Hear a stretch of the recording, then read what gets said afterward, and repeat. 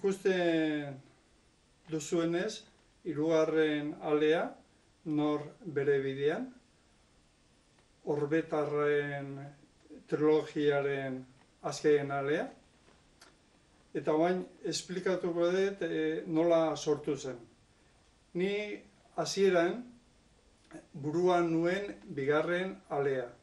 Familia bat alegia, eta horren inguruko gogoetak eta personaiak, eta gero hasi nintzen, eta ikusi nuen momentu batean, horrek beste bi liburu behar zituela osagai. Lehenengoa egin nuen, bestea da Mundua, eta hau da hirugarrena nor bere bidean. Eta zergatik bururatu zitzaidan hori, bigarren alea egiten ari nintzala, seme eta gurasoen arteko elkarrizketetan, ikusten nuen batez ere gurasoek bere mundutik hitz egiten zutenean,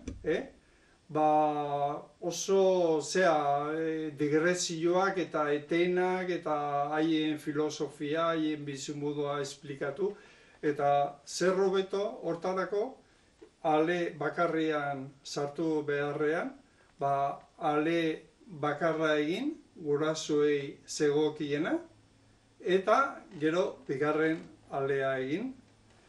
Baina momentu batean, bigarren ale hortan, lehenengoa egina, ikusi nuen, hirugarren ale bat behar nuela.